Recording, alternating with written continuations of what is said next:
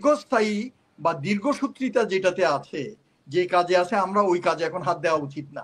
কারণ আমরা একটা টার্গেট করছি ইলেকশন কখন দেওয়া হবে এবং একটা গণতন্ত্র উত্তরণের পথটা সুগম করে দেবে, একটা নির্বাচিত সরকার আসার রাস্তাটা খুলে দেবে।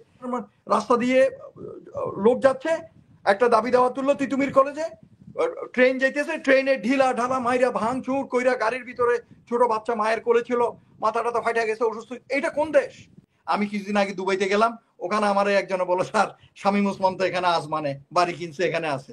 তো এরকম তো নির্বাচিত সরকারেরও, কারণ সবাই আকামি করে, চুরি চামারি করে। দেখেন পিয়ার পদ্ধতি এটা একই সাথে আমি বলবো যে দেখেন, আলোচনার জন্য এক একজনের এক এক এজেন্ডা থাকে এবং এক একজন এক এক পয়েন্ট নিয়ে আসে।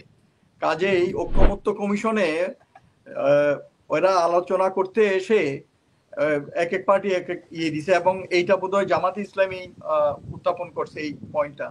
ইসলামিক আন্দোলনের সমাবেশে জামাত ইসলামও চেয়েছে, রাইট, এখনো অনেক দলই চাচ্ছে ওদের সাথে, যারা সংযুক্ত ওদের সাথে ছোট ছোট দলগুলো চাচ্ছে, কারণ এটাতে ম্যাক্সিমাম বেনিফিশিয়ারি হবে ছোট দলগুলো। কিন্তু এটার আসলে ফ্র্যাঙ্কলি স্পিকিং এটার গুড সাইড এবং ব্যাড সাইডও আছে। যেমন ব্যাড সাইডের ভিতরে আমি বলতে পারি যে যেমন মনে করেন এটাতে জনগণের প্রতিনিধিকে জনগণ এটা জানতে পারবে না, এবং ভোট দেওয়ার আগেও জানবে না সে কাকে ভোট দিচ্ছে, কারণ সে মার্কা থেকে ভোট দিবে। এবং এতে হয়তো যদি পার্টি এখন যেরকম নমিনেশন দেয়, নমিনেশন বাণিজ্য করে না, আমরা দেখি তো, আমরা তো জিন্দিগি বোধ দেখে আসতেছি, এতে দুর্নীতিবাজ, ওই যে আমরা আলাপ করতেছিলাম যে দুর্নীতিবাজ, ওনারা কি জানে না ওনাদের পার্টিতে কে দুর্নীতিবাজ, কে সন্ত্রাসী, কে মার্ডারার? জানে, they know it, but they protect them. তারা ওদেরকে ইয়ে করে, ওদের ভিতরে সংস্কার নাই বলেই এই পার্টি থেকে এইগুলাকে, এই জঞ্জালগুলো ওরা পরিষ্কার করে না, কারণ ওদেরকে ওরা পালতে চায়, ওরা ওদেরকে সুবিধা দেয়। এই একইভাবে ওরা কোনো পার্টি এইভাবে হয়তো দুর্নীতিবাজদেরকে এইভাবে রিহেবিলেট করতে পারে। এবং আরেকটা সুবিধা থাকতে পারে যে আওয়ামী লোকজন এই ফাঁকে এই ইয়েতে পদ্ধতির মাধ্যমে পুনর্বাসিত হওয়ার একটা সম্ভাবনা আছে। আবার যেমন মনে করেন এইটার পজিটিভ সাইড হচ্ছে, নেগেটিভ সাইড, পজিটিভ সাইড হচ্ছে যে মনে করেন সেম লোক বারবার এক জায়গা থেকে যে এরকম নমিনেশন পাচ্ছে, টাকা দিয়ে বলেন, পার্টিতে ধরাধরি করে বলেন, যেমনি হোক আসতেছে, অথচ সে জনগণও তাকে চায় না, এবং সে সন্ত্রাসী, সে মার্ডারার, সে অশিক্ষিত, অযোগ্য লোক, অসৎ লোক, বাট তার চলে আসার সম্ভাবনা আছে। তো এই ধরনের আসলে গুড সাইড এবং ব্যাড সাইড আছে। বাট আমার কথা হচ্ছে এইটা ঐকমত্য কমিশন ডিসাইড করা উচিত, এবং সরকারি এইটার উপরে একটা ভার্ডিক্ট দেওয়া উচিত। আমি যে জিনিসটা বলতে চাচ্ছি যে কে কি বললো, ওরা তো এক একজনের পয়েন্ট নিয়ে আসবে, কিন্তু ম্যাক্সিমাম যেটা কল্যাণকর, কারণ আমাদের কথা হচ্ছে যে দীর্ঘস্থায়ী বা দীর্ঘসূত্রিতা যেটাতে আছে, যে কাজে আছে, আমরা ওই কাজে এখন হাত দেওয়া উচিত না। কারণ আমরা একটা টার্গেট করছি ইলেকশন কখন দেওয়া হবে এবং একটা গণতন্ত্র উত্তরণের পথটা সুগম করে দেবে, একটা নির্বাচিত সরকার আসার রাস্তাটা খুলে দেবে। তো তার মাঝে যদি এখন আপনি এমন প্ল্যান প্রোগ্রাম করেন যে 3 বছর 4 বছর লাগবে, তাহলে ওই ধরনের প্রোগ্রামতে যাওয়া দরকার নাই। আর টেস্ট এন্ড ট্রায়াল করতে গিয়ে আমার মনে হয় না যে ইন্টারিম গভর্নমেন্টও কোনো দোষ নেয়ার ইয়ে হোক। তো আমার কথা হচ্ছে প্রস এন্ড কনস এটা স্টাডি করে তারপরে ইয়ে করুক সরকার। খালি ওদের কথায় ওদেরকে খুশি করার জন্য যে খালি সময় ক্ষেপণ করবে, আই ডোন্ট লাইক ইট। আমার কথা হচ্ছে এইটা। আর ওই যে সম্রাটও বললো, পাটোয়ারি বললো একটা জিনিস, দেখেন এই সরকার আসার পর থেকে কিন্তু আমরা দেখতেছি তারা নমনীয়। আরে ভাই, তুমি তো সরকার, তুমি তো আমি না, তুমি তো পাটোয়ারি না, তুমি তো সম্রাট না, তুমি তো হাসিনা না, আমাদের কাছে তো কোনো কিছু নাই, আমরা আম জনতা। তুমি সরকার, তোমার কাছে রাষ্ট্রযন্ত্র পরিচালনার সব ধরনের অ্যাপারেটাস আছে, সব ধরনের টুলস আছে। তুমি মব ভায়োলেন্স করতেছে, এটা কোন, এটা তো বর্বর জাতি ছাড়া কেউ করে না। হাজার অপরাধী হোক, ধরবে, আইনের হাতে তুলে দেবে। মাইরা একটা এই যে শিক্ষিত লোক, সে ইলেকশন কমিশনার ছিল ভাই, তার গলায় জুতা ঝুলে দিচ্ছ, কে করতেছে এগুলো? পুলিশ ওখানে একটা মুরব্বী লোক, তো একটা মুরব্বী লোক, একটা বয়োজ্যেষ্ঠ লোক। মুরব্বী বাদ দেন না, দেশে একটা আইন কানুন তো থাকতে হবে। এইভাবে আমরা অনেক দেখছি মব ভায়োলেন্স হচ্ছে, তারপরে রাস্তাঘাটে অনিয়ম, ওই যে উনি বললেন মাছের বাজার বসছে। তো এই ধরনের আমিও গেছি, তো আমি তো ঢাকাতে দেখছি, ওই ততই বোঝো, আগে যেমন ছিল এখনো তাই, বরঞ্চ এখন আরো ঢিলাঢালা। তো এরকম হলে তো চলবে না।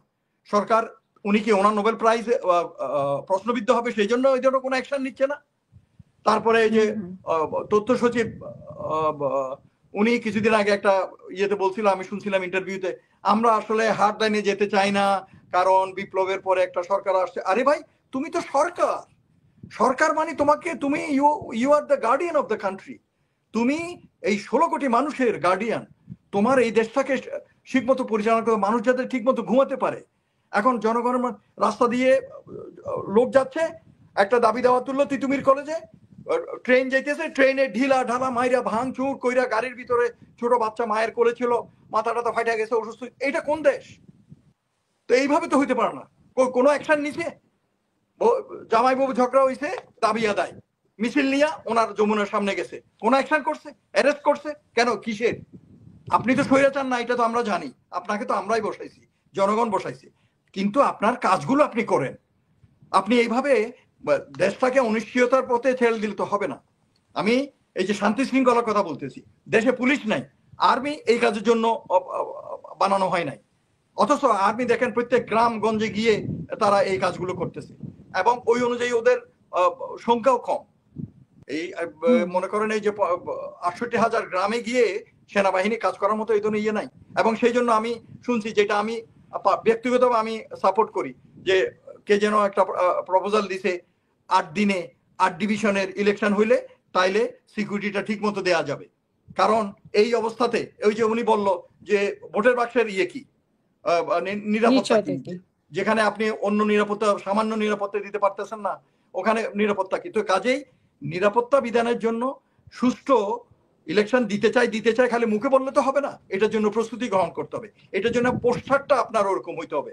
আপনি ঢিলা ডালা মরাধর আপনাদের দেখতেছে, যে সেও দাবি না নিয়ে মিছিল নিয়ে রাস্তায় নামে জনগণে অশান্তি সৃষ্টি করতেছে, রাস্তাঘাট বন্ধ করে দিচ্ছে, তারপরে যার যা ইচ্ছা তা করতেছে, যাকে তাকে আপনারা আইনা। আমি তাদেরকে অসম্মান করতেছি না, কারণ যারা আসছে উপদেষ্টা পরিষদে যার যার জায়গায় সফল ব্যক্তি, ঠিক আছে, কিন্তু ভাই ওই যে আমি একটু আগে যেটা মানে ওদেরকে খুঁজে পাওয়া যাবে না, এটাই হচ্ছে ইয়ে, যে মানে জবাবদিহিতার নেতাদেরকে যেরকম খুঁজে পাওয়া যায় যে পরের নির্বাচনে আপনি ইলেক্টেড হইলেও তো দেখেন না সব আলাই পোলাই কোথায় চলে গেছে। আমি কিছুদিন আগে দুবাইতে গেলাম, ওখানে আমার একজনে বলো, স্যার শামীম ওসমান তো এখানে আসমানে বাড়ি কিনছে, এখানে আছে। তো এরকম তো নির্বাচিত সরকারেরও, কারণ সবাই আকামি করে, চুরি চামারি করে, দুর্নীতি করে, জনগণকে বারবার মিথ্যা প্রতিশ্রুতি দিয়ে আসি। এই যে এখন সুন্দর সুন্দর কথা বলতেছে, ওনারা তো আগে সরকারই ছিল, সবাই বলেন, জামাত বলেন, বিএনপি বলেন, সবাই তো আমরা তো দেখছি কি হয়েছে। তো এই যে চুরি চামারি মায়ের দখলবাজি এখনো চলতেছে, এটা কি আপনারা হাজার অস্বীকার করলে তো হবে না। আমরা যারা জনগণ আছি এই যে ফেস করতেছে, আমরা তো জানি। তো কাজেই ওনারা এইটাকে, সত্যকে মেনে নিয়ে নিজেদের দলগুলোতে সংস্কার করতে হবে, আর সরকারকে কঠোর অবস্থানে আসতে হবে, এবং সঠিক সিদ্ধান্ত তড়িৎ গতিতে নিতে হবে। এই ঢিলাঢালা স্টাইলে চললে দেশটা অনিশ্চয়তার পথে চলে যাবে এবং অন্য কোনো প্রবলেম আসবে। আপনি আজকে দেখেন, আমি এখানে একটু উল্লেখ করতে চাই, আমি আমার একটা ভিডিওতে অলরেডি এটা বলছি, আমি একটা রাইট আপ লিখছি পেপারে, আজকে এই যে ইলেকশন, এইটা গণতন্ত্র, এইসব বইলা এইগুলো নিয়ে আমরা এত এনগ্রসড হয়ে গেছি। আপনার সীমান্তে দেখেন, সীমান্তের ওপারে কি হচ্ছে চারিপাশে দেখেন। আমার দেশ, আমার দেশের 16 কোটি মানুষ আজকে নিরাপত্তার হুমকির সম্মুখীন। এটা নিয়ে কেউ ভাবছে? এটা নিয়ে কেউ কিছু করতেছে? আপনি দেখেন আমাদের সীমান্তে বিভিন্ন জায়গায় ওরা ইলিগাল রেসিডেন্ট পুশিং করতেছে, সরকারের এটা শক্ত অবস্থান নেওয়া হচ্ছে না কেন? তারপর মনে করেন কাঁটাতারের বেড়া, আন্তর্জাতিক সীমান্ত আইন লঙ্ঘন করে ওরা ঠেইলা একবারে শেষ মাথায় আইনে আমাদের এদিকে দিচ্ছে। ওখানে আমি এই যে লালমনিরহাটে একজনের সাথে আমার কথা হচ্ছিল, হাই পাওয়ার্ড ফ্লাড লাইট দিছে, সার্চ লাইট, কিন্তু ওইগুলা রাত্রেবেলায় এত পোকামাকড় অ্যাট্রাক্ট করে, ওগুলা ওখানে পড়ে ওই যে আমাদের বাংলাদেশিদের ক্ষেত খামার যেগুলো আসে, ধান ক্ষেত, এগুলো সব নষ্ট করে ফেলতেছে। আর এটা একটা পরিবেশেরও ক্ষতিকারক জিনিস। হ্যাঁ, তারপর আমাদের বর্ডারে কিলিং হচ্ছে, বারবার ওরা প্রমিস করে, ফ্ল্যাগ মিটিং করে, কিন্তু এরপরও মারতেছে। এগুলো নিয়ে আমাদের ফরেন মিনিস্ট্রির